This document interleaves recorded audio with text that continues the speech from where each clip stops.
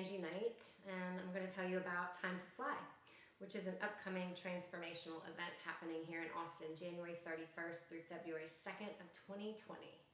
And I will be facilitating and hosting this event at a beautiful retreat center in South Austin. What is it? Why would you come? What would you take out of it?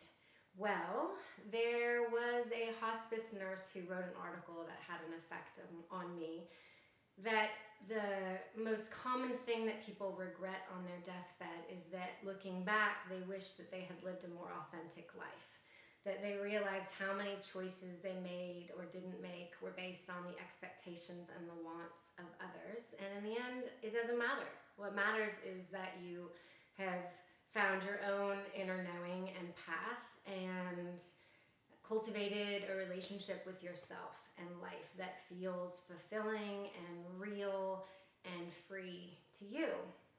So that's the point of this event, because I struggled with this my whole life. I didn't fit into the shoulds and the shouldn'ts. I didn't fit into the programming, so I thought there was something wrong with me, which carried a tremendous amount of sadness and confusion. So I spent most of my younger life seeking outside of my familial unit for meaning, for answers, for understanding of myself and the world.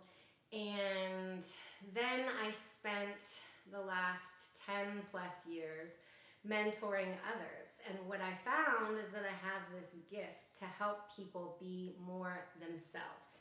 So even in my teaching, I feel it's a success when someone has found their own voice over learning anything that I've told them. And so I've kind of honed this process of helping people unlearn the shoulds and the shouldn'ts, the conditioning, through various practices, meditation, dropping into the wisdom of your body, learning how to communicate with the systems that are preconditioned systems, such as our intuition, our gut.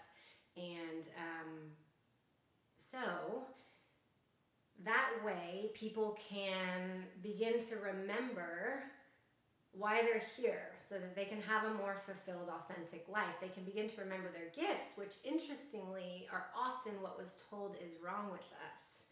And so it's this really honorable and beautiful privilege that I have to be able to support someone through the process of unlearning what they've thought is wrong with them and what they've been programmed to think they should want to do, to remembering their purpose and their essence, and to watch somebody go from feeling unworthy or exhausted or unfulfilled to seeing the light back in their eyes, because they now get to go out in the world and start to create and express for the sake of itself, for the sake of themselves, rather than for anyone else. And it's really rewarding and purposeful for me, because I want a world where we are living our own authentic purpose and expressing our own real voice, so that we can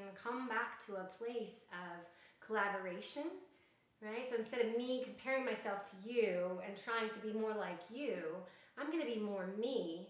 And then you being more you is going to be collaborative rather than competitive. And then we have a win-win-win situation. And I don't want to operate in anything less than win-win-win. So a win for me, which I used to neglect, a win for you, collaboration, and a win for the world. And I feel that each of us have been clipped, our wings have been clipped in some way because of what was reflected to us growing up. And then we take on beliefs at a very, very young age, that I'm unworthy, that I'm not safe. And of course we do, because that's actually what was reflected to us. But those beliefs are not true. Those thoughts that have become beliefs are not true. And once we see that, we can be like, oh, well, do I want to keep this belief that money is really hard to make and I have to work my whole life and sacrifice, whatever the belief is that stresses you out or wears you down? Once you realize what's been in there, then you have a choice. Where before we didn't really have a choice. We think we're making choices, but it's our 3, 4, 7-year-old self driving the adult car, which is terrifying. But it's liberating when you realize you can be the adult. You can reparent that child who thought that they were unworthy of their needs.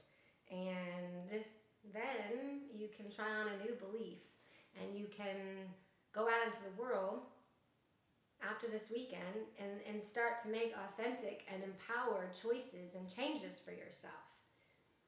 What I've witnessed in doing this in the past, I've done it 2 times, is that people have these huge breakthroughs. They want to go back and, follow a new career path or make a new decision in the work or the relationship that they're in, or maybe just honoring themselves for the first time in decades or their whole life. But then you go back into the old patterns, and it's really hard to maintain it. It's really hard to live from your heart in a mind, rational centered world. And trust me, I know this from personal experience.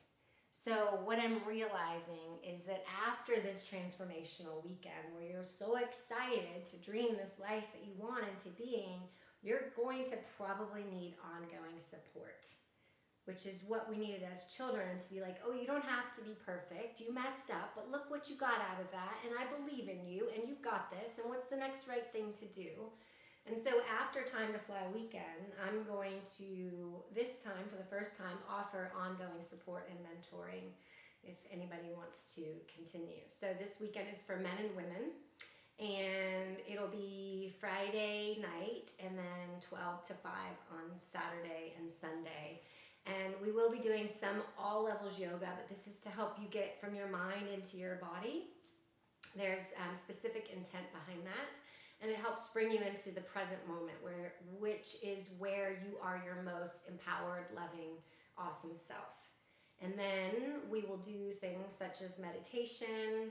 We will do group discussions. Storytelling is one of my favorite ways of illustrating something.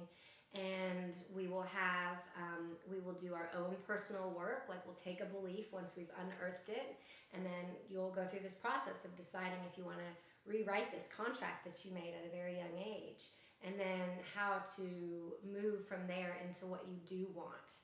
And so we'll do visioning, we'll learn to operate in multiple levels of consciousness simultaneously. So we have the literal, the physical and emotional, which is where we mostly stay. But then if you go to the symbolic and the imaginative realm, then things can happen exponentially. It's like going from swimming upstream to going upstream and flowing.